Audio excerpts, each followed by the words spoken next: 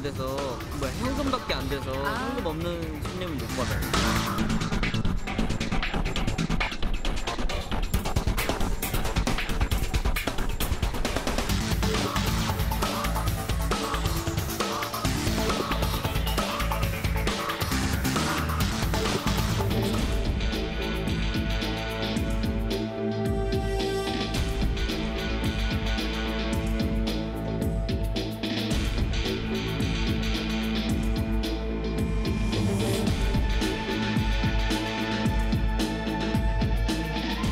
검찰 금감원은 어떤 경우에도 범죄 수사, 예금 보호를 이유로 계좌에 전화 현금 인출을 요구하지 않습니다.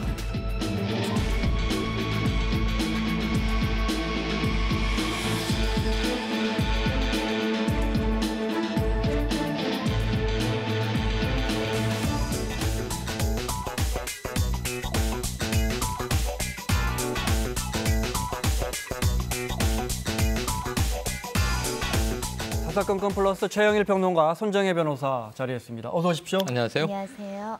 오늘 첫 번째 주제 보겠습니다.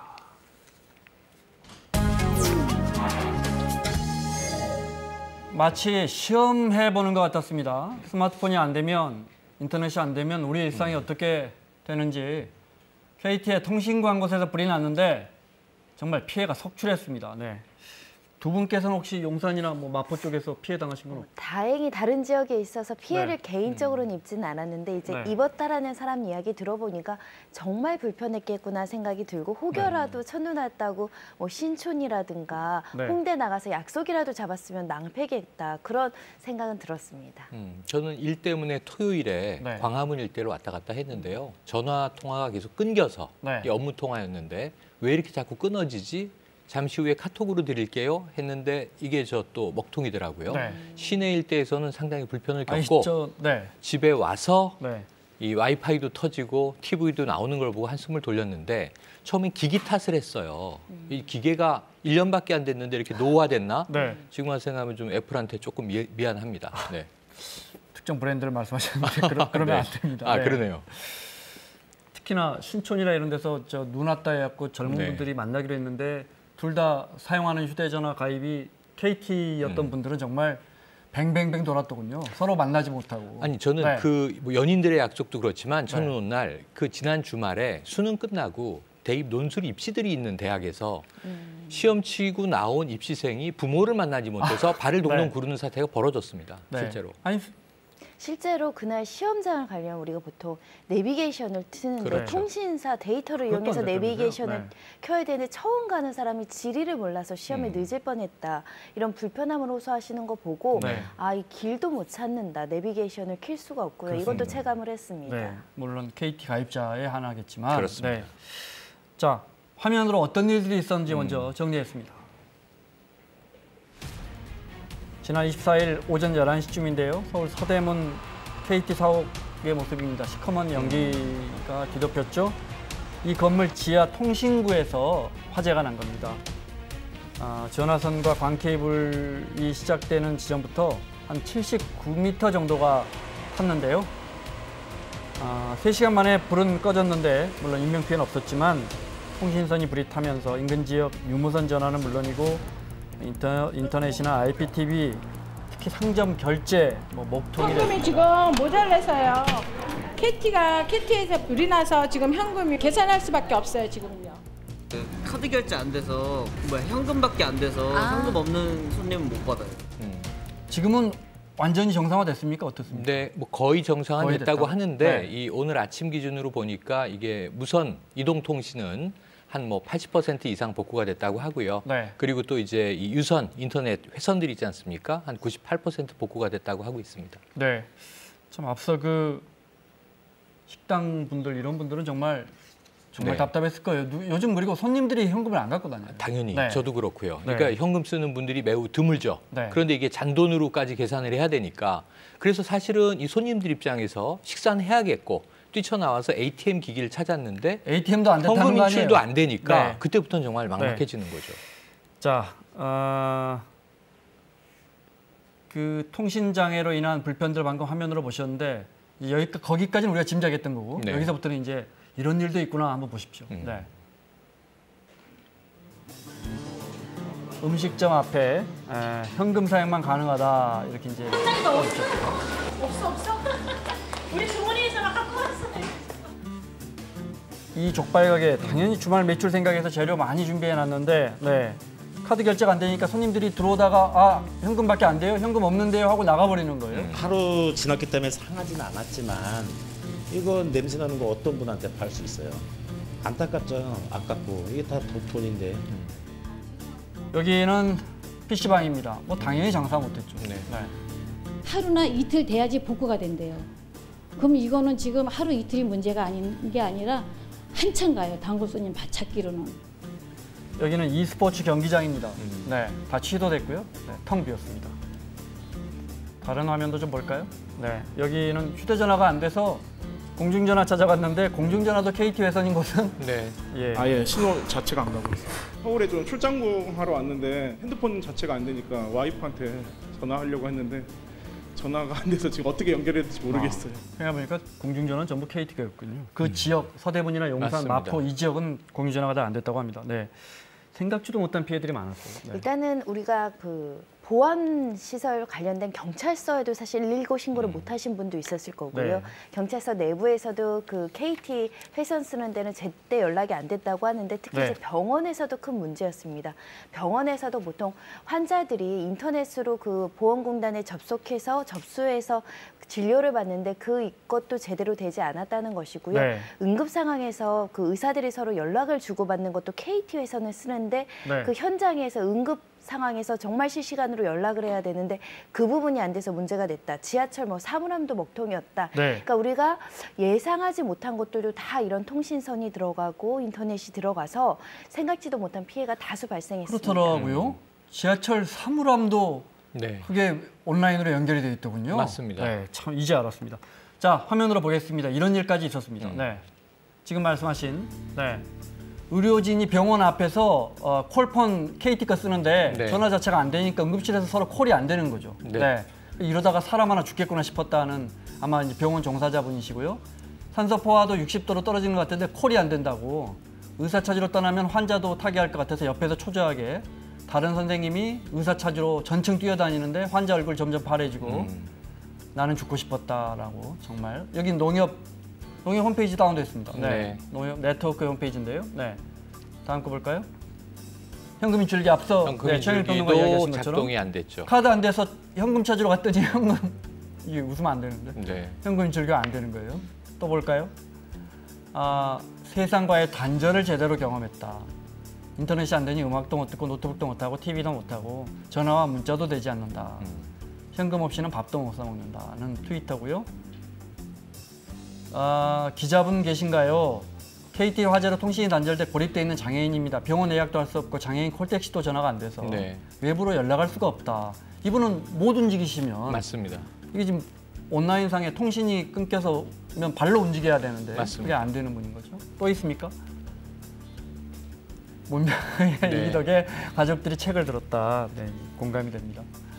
이만 해도 소프트한 경우죠. 손흥민 선수의 골 장면을 보지 못해서 올 시즌 첫 골이 터졌는데 그걸 못 보셨군요.